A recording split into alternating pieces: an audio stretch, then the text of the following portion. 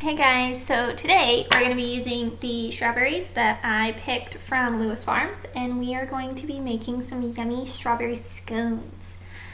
Scones are basically a fancy muffin, kind of. They're usually sold in a triangular-ish shape. They kind of look like a weird cookie, almost. They're very popular in European countries, so when I think of scones, I usually think of England, I think of Scotland, I think of other European countries like that. It is a little drier, kind of like a shortbread almost, but still very, very yummy, and that's what we're going to be making today. Now, the recipe that I am going to be making with my strawberries calls for 2/3 cups of finely chopped strawberries. These are not chopped at all. They are very, very whole. So I'm going to get my cutting board, I'm going to get my knife, and we're going to do some strawberry chopping. So I'm still going to be working with the same paring knife that I was working to cut off the caps of my strawberries. And what I'm going to be doing is I'm going to be putting the strawberry down on my cutting board. Again, I want to keep all fingers wrapped in. I don't want to have my pointer finger up like this. Keep them all wrapped in. And I'm just going to be cutting straight down, almost making like little rounds of strawberry. Remember to curl your holder fingers in to hold it. That way it's out of the way of our knife, but it's still able to hold the fruit. Then I'm just going to turn my rounds sideways, like this, and cut into strips. And then if my round is a little bit wider like this one, I can even turn it and cut this way. So now I have very, very small pieces of strawberry. I don't want to bite into my scone and have a piece of strawberry that I can't easily bite into or easily chew. So I want to make sure my strawberry pieces are nice and small. The other thing to keep in mind is to make sure that your pieces are uniform. That means roughly the same size. Now obviously strawberries come in very different sizes. They're not going to look all the same size, but if I have one giant piece of strawberry and one little piece of strawberry, it's going to throw off my cooking time. So I want to make sure that all my pieces are about the same size. I'm going to get a measuring cup so I can put my pieces in so I know when to hit 2/3. Now my measuring cup does a really nice job. It tells me where 2/3 is. So I'm just going to have that face me, and as I cut up strawberries, I'm just going to add them to my cup. If I find that I've washed too many strawberries, well then lucky for me, because that means I have a nice yummy snack. If I need to wash more, I still have plenty left over from the farm that I picked from, so I'm not worried that I'm not going to have enough strawberries.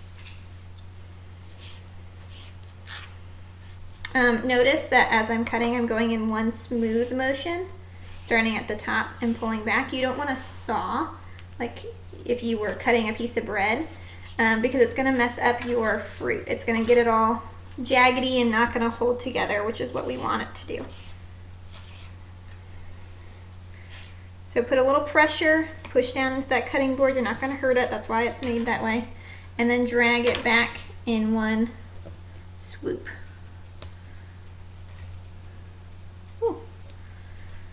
These are some big strawberries.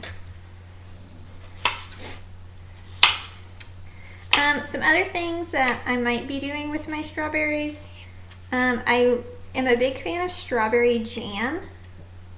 Funny enough, I don't actually like peanut butter and jelly, so I won't use my strawberry jam for that, but I do like strawberry jam on like a biscuit, if you will. That is really yummy. So depending on if the store has pectin, which is a ingredient that allows things to gel up, think like Jell-O, then we might be doing that. If not, I will definitely be making strawberry lemonade, because that's probably one of my favorite summer treats. It's a good glass of strawberry lemonade. To me, strawberries and lemons just go together. These don't have any lemons in it, so if you're thinking, oh man, Miss Miller, I don't even like lemon, don't worry. These don't have it. Oh, I might be at my... Well, we'll just do one more. If it's a little extra on the strawberries, then I consider that a bonus. That means I have lots of strawberries left over that I get to snack on. So that is exciting. Let me just finish cutting these up. You guys can't see, but I have a whole audience of dogs on the other side of this computer who are just hoping that strawberries taste like chicken nuggets. Strawberries don't taste like chicken nuggets. Sorry. And even if they did, you're not getting any. Alright, so I have my strawberries cut up, and I'm going to go ahead and start getting my other ingredients. Get those ready, and we'll get started on our scones.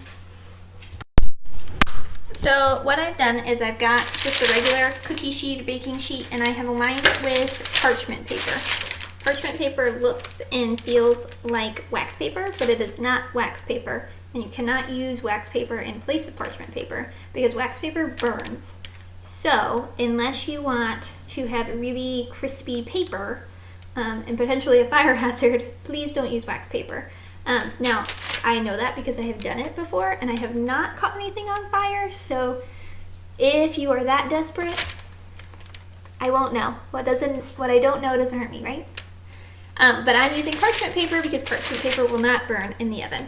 I also need to preheat my oven to 400, so I'm going to go ahead and do that now so I can get started heating up to the right temperature.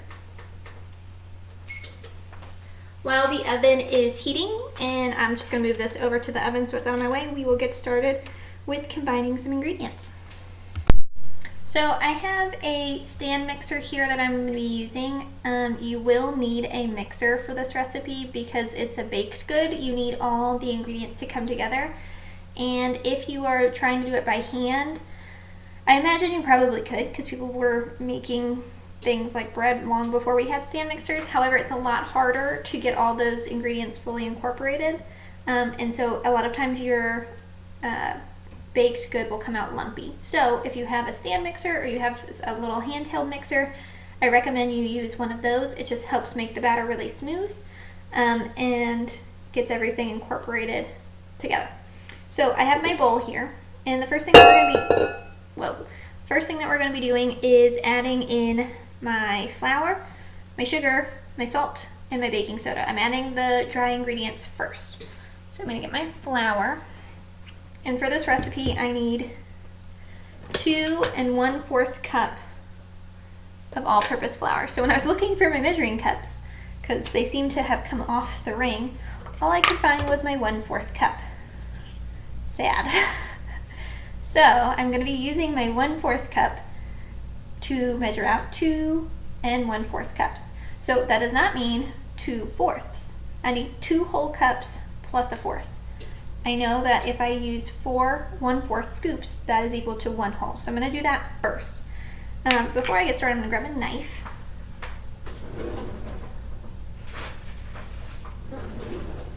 Just kidding, I did dishes. And the reason I am grabbing a knife is because when you are measuring out flour, it's really important that the top is nice and flat, not a heaping scoop. So when I scoop it in, it's all kind of a weird measurement. It's really important that when I'm baking, especially any kind of recipe that calls for specific amounts of flour or dry ingredients, I want to make sure I have only that amount. So what I'm going to do is I'm going to tap the cup like this. Just kind of helps my flour fall in any of the holes, and then I'm going to hold my knife horizontal and scrape it off. Now I have a very nice 1/4 cup. So there's 1/4, 2/4,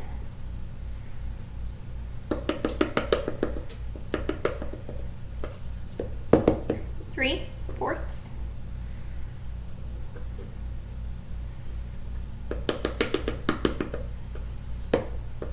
4/4, aka 1 whole.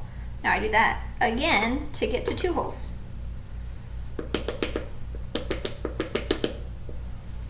Oh, that one didn't quite come out even. So 1/4,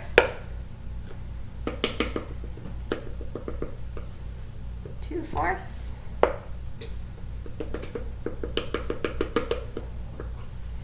3/4,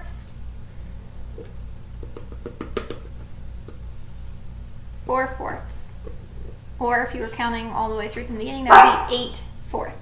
I know, it's crazy.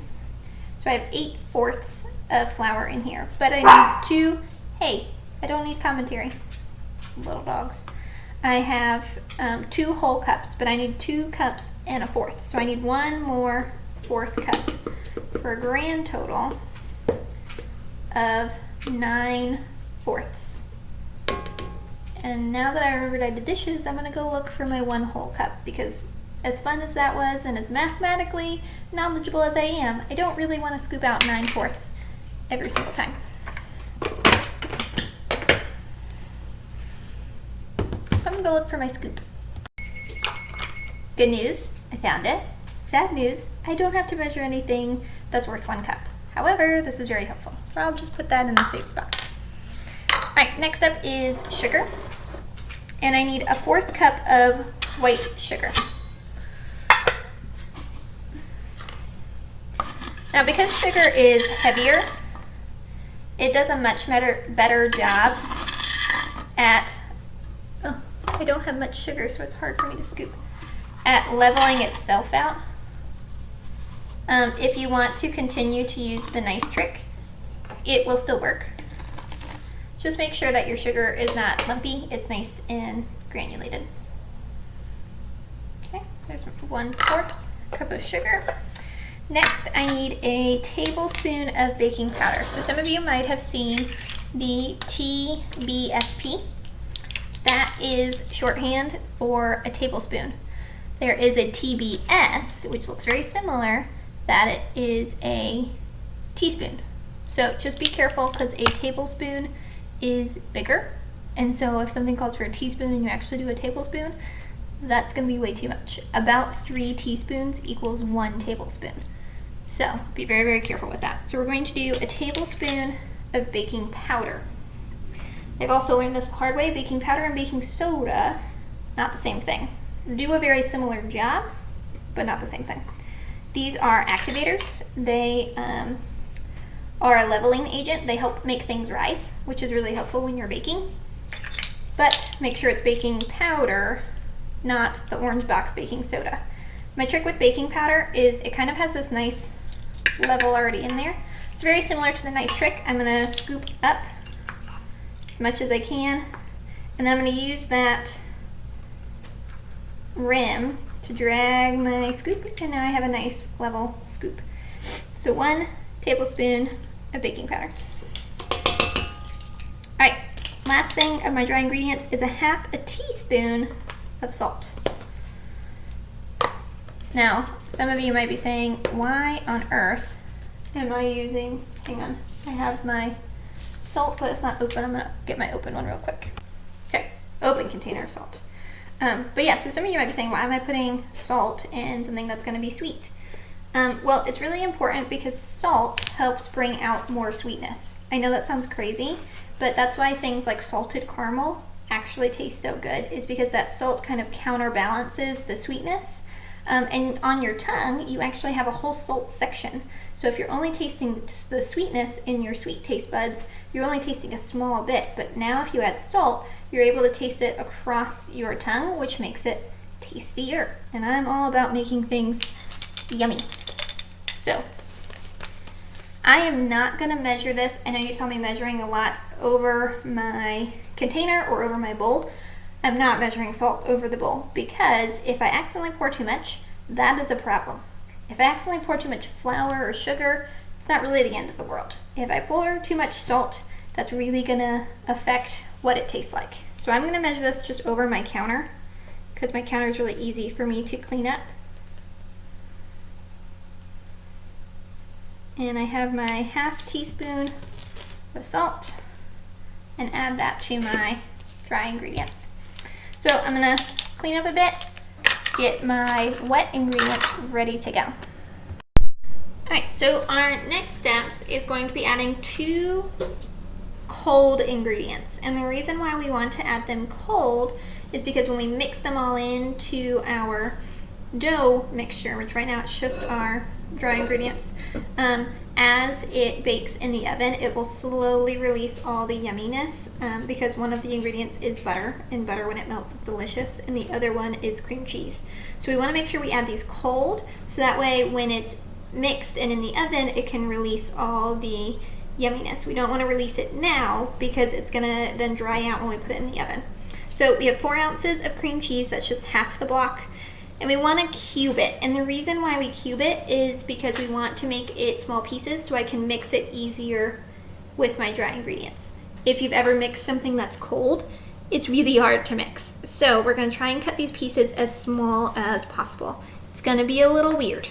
Again, holding all fingers around my knife, cutting down.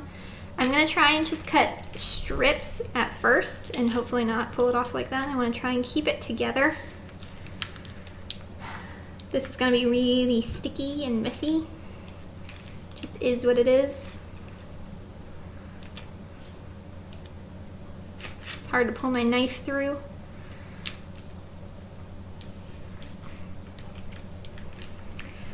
I left the foil on the bottom just because it helps hold my pieces together, because now that they're all cut this way, I can cut this way and keep my cubes. Or to make my cubes anyway. Cube blobs, close enough.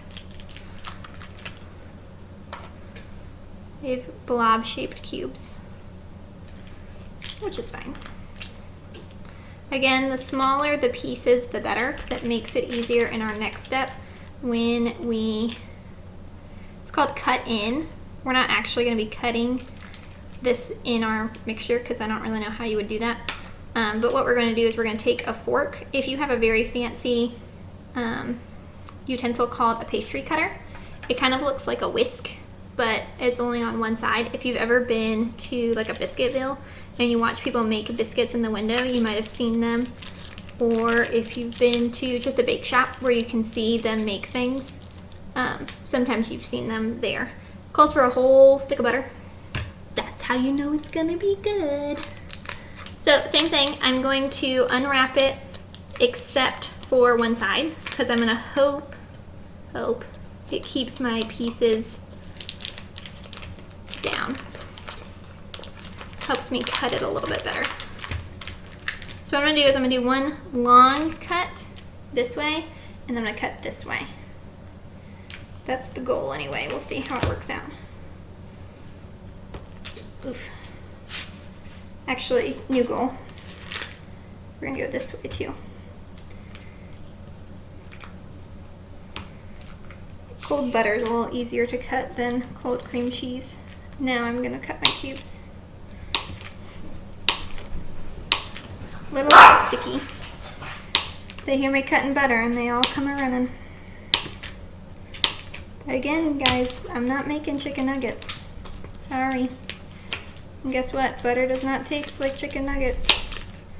It makes things taste yummy, but doesn't make them taste like chicken nuggets. Whoa.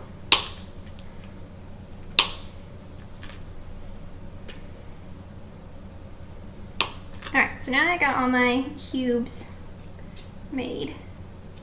Try and break them up a little bit better. I'm going to get a fork and just give my dry ingredients a quick stir, and actually I'm going to wash my hands because I'm a little bit messy. So like I said, we're going to cut in the butter and cream cheese. I'm just going to use a fork. You can use a pastry cutter if you have one. It kind of looks like,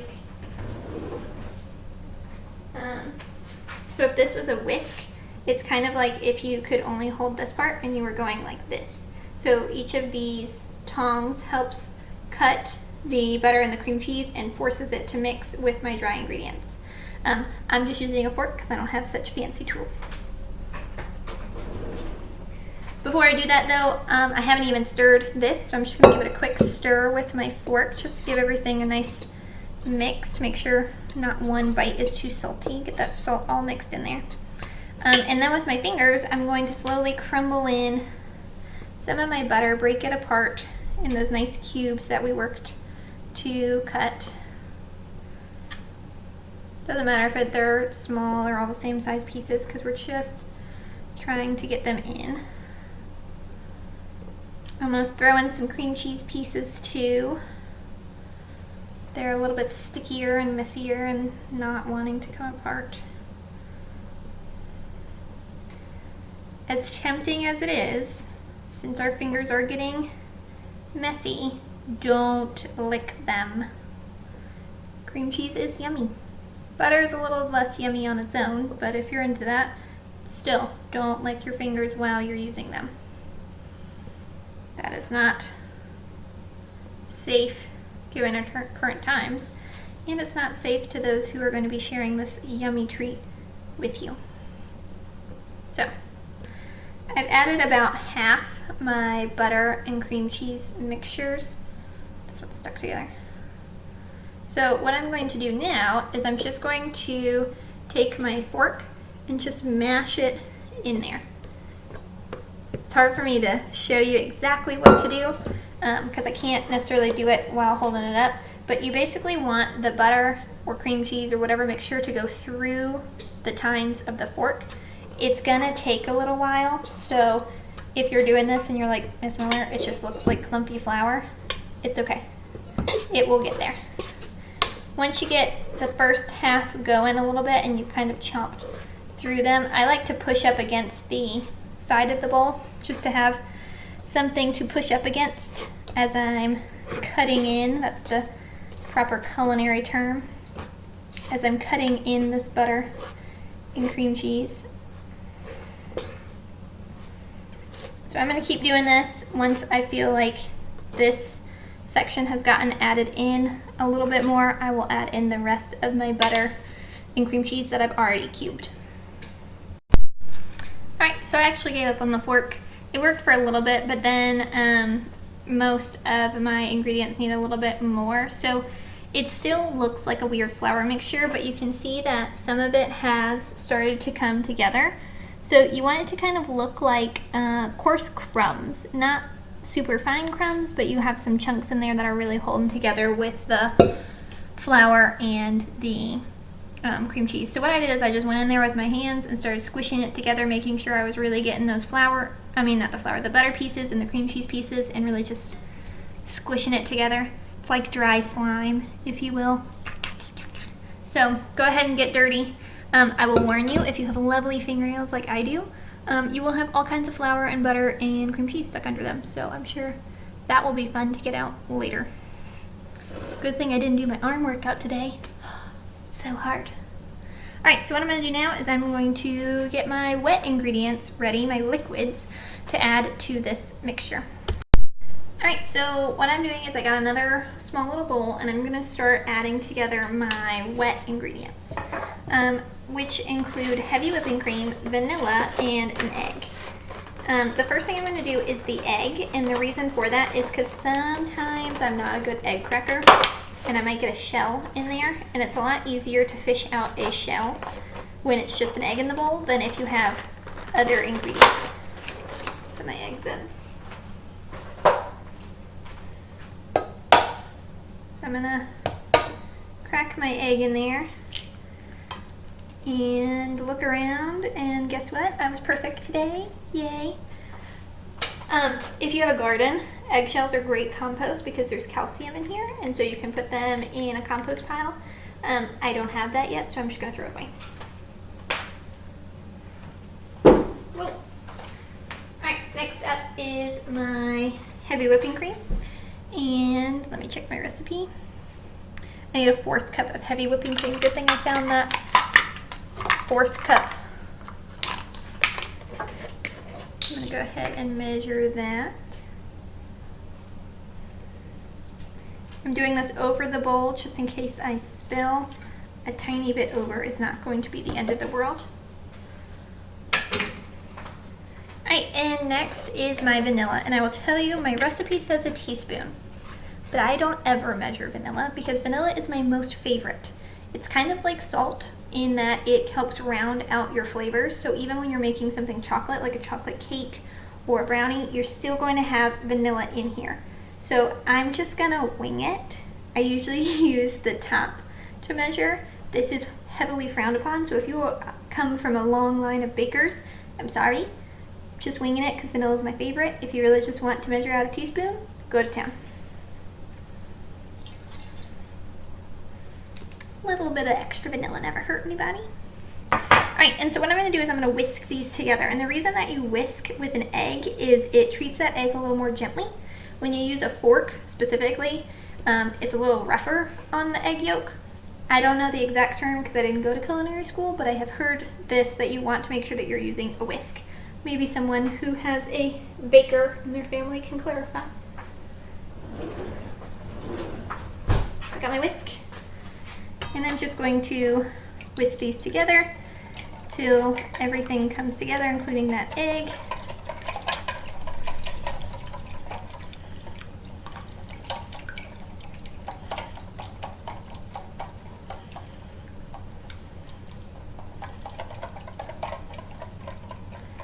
Alright, so it should kind of look like a creamish color once your yolk is fully mixed together. Now my next step, I'm going to use the mixer. So I might have lied a little bit. For scones and muffins, you can do it without a stand mixer because you do want them to be a little bit coarser. I really did do an arm workout today, so I don't really want to mix my scones. I'm going to be lazy and do it this way. Just make sure you do it on a really low setting because you don't want to mix it completely till it's smooth. Like if you were making a cake, you want it to be a little lumpy. So what I'm going to do is I'm just going to put my mixer in, and I'm going to put it on super low, and I'm going to slowly add in my liquids to my dry. I'm not going to do this while I'm recording because it's going to be really loud. So my mixer has the setting of stir. It literally is going like this slow. So if you're able to control it in that low of a setting, I would say a stand mixer is good, but if you can't make it go that slow, then I would recommend doing it by hand. Sorry that I lied to you before. Not a culinary artist, just a teacher who's winging it in the kitchen. So the next step, as you can see, my dough looks more like dough. Still kind of crumbly, doesn't kind of hold together, but does resemble almost like a cookie dough. So what I'm going to do now is I'm going to add in my strawberries. The reason why we patted these dry is because strawberries are moist. They add moisture to our baked good. So if you notice that when you get these going and stirred in, that your dough's starting to get a little wet, almost like if it was turning into like a cake batter, like really soupy looking, you can add a bit more flour to kind of dry it back out because we want it to be more like a cookie dough where it's hard and stuck together and not like a cake batter where it's all loose. So I'm going to turn this on, and I'm going to pause this and get my cheering squad under control. Alright, now here is the fun part. So because it's a scone dough, we get to play in it a little bit. So if you have ever made cookies in terms of like a sugar cookie where you cut them out, you know that you have to roll them out on a countertop, and because it's the sticky dough, you need to lay down flour so that it won't stick. We're going to do the very same thing with our scones. So we're going to get our hands dirty. So I'm going to get some flour, just using my hand, and I'm going to lightly sprinkle it on my countertop, kind of evenly, just so I have a nice non-stick surface for my scones. We don't want giant mountains of flour because we don't actually want our dough to dry out too much, but a nice dry surface. I'm putting a little bit on my hands because I don't want my hands to stick to my dough too much either. Try and do this without messing with it too much. Alright, let's get my scone dough unattached to my mixer.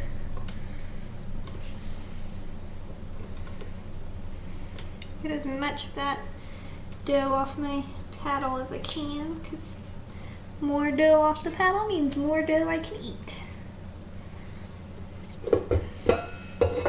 Alright, so it kind of looks like a weird cookie dough, and I'm just going to dump that right out on my flour section. Now again, if you're noticing your dough's getting really wet, just add a bit more flour and that's okay. So I'm gonna use my hands and kind of smush it together, force it to come together.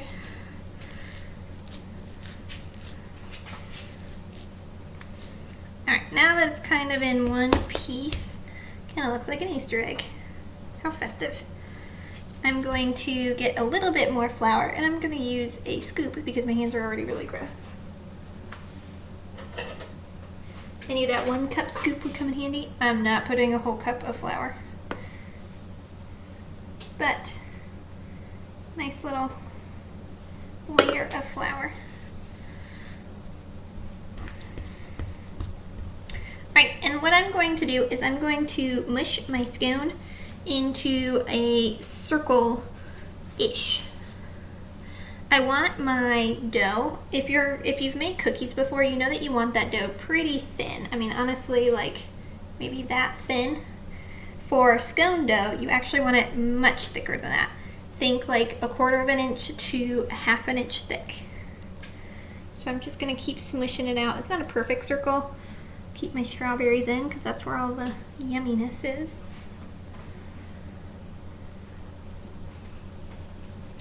And with my hands, I'm trying to make sure that my scone is even all the way around. Remember we talked about when we cut the strawberries, we want those even so they cook about the same time.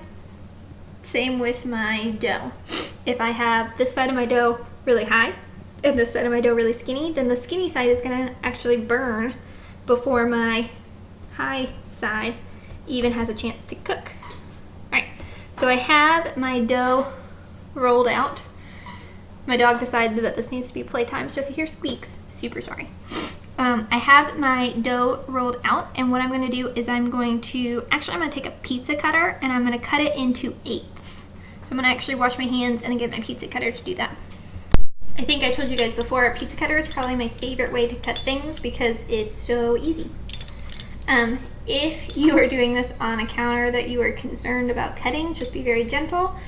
You can move this to a cutting board. Just make sure that the cutting board is floured as well, so that way your scones don't stick, excuse me. So I'm going to do 2 cuts vertically and then horizontally.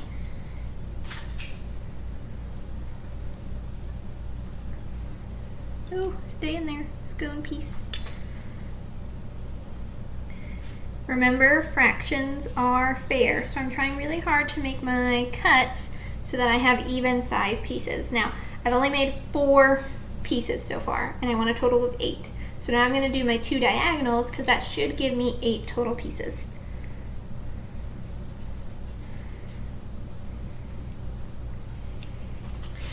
Now, we didn't start with a perfect circle, so I don't expect my pieces to be exactly even.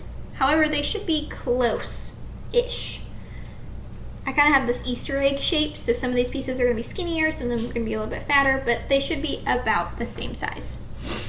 So what I'm going to do now is I am going to transfer these to my baking sheet, and before I put them on the baking sheet, actually after I do this, I'm going to brush the tops of them because I want them to get that nice crispy crust. So I'm going to clear off my space, get my baking sheet over here, and we're going to transfer these guys to my cookie sheet.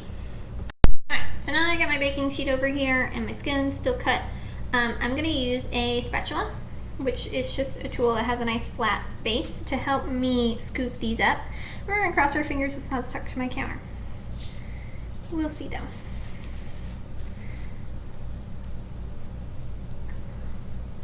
Alright, I got 2 of them, so I'm going to try and get this off my spatula so I can just do 1 at a time. Oh yes, very nice. And I'm just going to put them on my baking tray.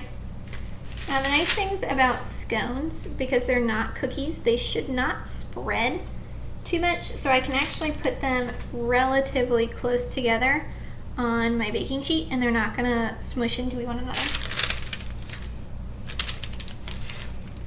At least I hope not, but we'll see. We'll see what happens.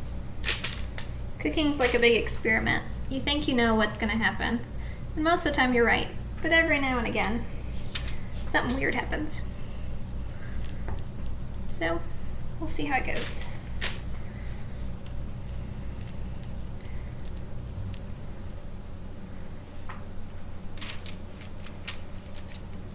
Try and make room for one last scone.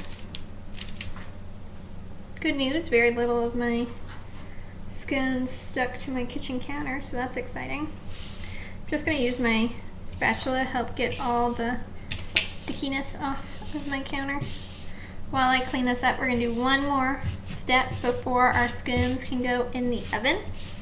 And that is going to be brushing the tops of these with a little bit of heavy whipping cream. And if you've ever brushed biscuits with butter, it does kind of the same thing. We're trying to get something on top that'll really help make the tops nice and crispy and crunchy. So I'm going to clean up my space, get a little bit of heavy whipping cream in a bowl, and a pastry brush, and we'll do the last step before I put them in the oven.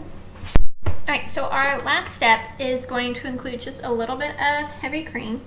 I just did a couple of, seconds of pouring it in there.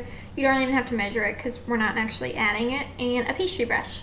So if you have a grill and you've used to maybe barbecue some chicken or put that on, it has these fun little silicone brush tips, kind of like if you were using a paintbrush. Pretty fun. If you don't have one of these, really not the end of the world. You can do it with your finger, or you can actually do it with a paper towel. It's just probably going to take you a little bit more heavy whipping cream to do that. So I'm going to dip my paintbrush, my pastry brush in there, and I'm just going to go on top of my scones. And what I'm really looking at doing is making sure all those floury parts kind of get coated, because dry flour is not yummy. So if I can kind of mix that in with some heavy whipping cream, that'll help make that a little yummier. Now I'm doing more of a dab. I'm doing a dab as opposed to what you would normally think of with painting, because it just kind of helps get the milk, heavy whipping cream into those nooks and crannies. Alright, I'm going to finish up doing these guys, and then they are going to go in the oven for 15-ish minutes. When you are baking, you notice that's always a range, and that's because everyone's ovens are slightly different. So it might say, I think the recipe that I'm using says 15 to 16 minutes. You always want to go with the first time, the shortest time, because you can always add minutes. You cannot take minutes away. You can't unbake a scone. You can't unbake a cake. So if you're baking, always do the first time, that shortest time limit that it gives you, and then if you need to add more time, you can do that. So I'm going to put them in for 15 minutes, and then we'll have some nice scones. Alright, so I'm going to finish my last three and we'll put them in the oven. So I just put my scones in the oven, so in about 15 minutes I should have a nice tasty treat coming out of there. Again, like you guys kind of did with the Mexican quesadillas, you can alter a recipe however you want to do it. I believe this recipe would be super yummy with blueberries instead of strawberries. I chose strawberries because I went strawberry picking and I had strawberries on hand, plus they're in season right now. That means this is the prime growing season. So you've probably noticed that at grocery stores strawberries are a little bit cheaper. That's because this is the perfect time to pick them in our area. Plus, going strawberry picking is a really easy way to stay healthy and outside and social distance, because it's really hard to stand next to someone when you're out in a strawberry field that's acres and acres long. So it was a fun little activity for me to get out of my house. And I had strawberries, so I made strawberry scones, but you could really make this recipe with any fruit. Like I said, blueberry season is coming up. It starts in May. Blueberries are my all-time favorite, so might be making blueberry scones too. Blackberries come up after blueberries, so that might be another good one. You could even do lemon scones, doing lemon zest, which is the outside peel of a lemon, and some lemon juice. That would be yummy. But you can make this recipe pretty much however you want. I mean, I guess you could add chocolate chips if you wanted a chocolate chip scone. That sounds nice and yummy. So have some freedom.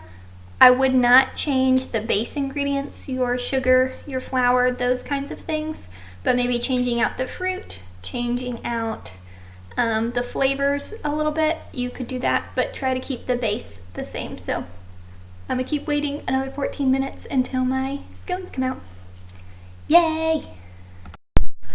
So my scones have about a minute left. I went ahead and cleaned up all my mess because if I didn't have anything to do, I would just stare at the scones in through the, everyone's excited, scones.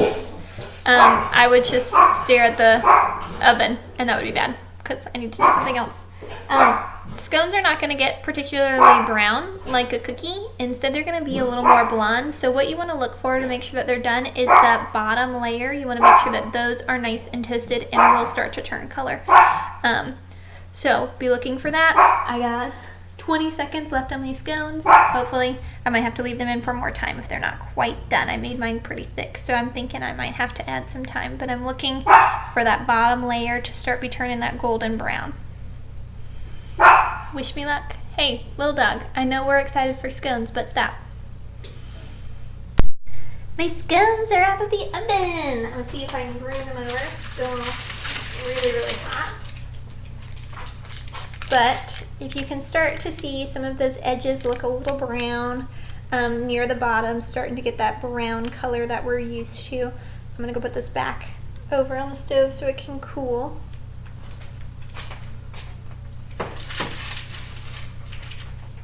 But yeah, we just made strawberry scones. That's super exciting, and I'm very excited for those to cool down. Maybe get me a nice cup of lemonade, sit out while the weather is still nice, and have me some scone and lemonade. So I hope you try this recipe out. If you switch it up and use a different fruit or different flavor, I look forward to seeing that. If you make it just like me and you went strawberry cooking just like me, then I would love to see those things as well. Bye guys!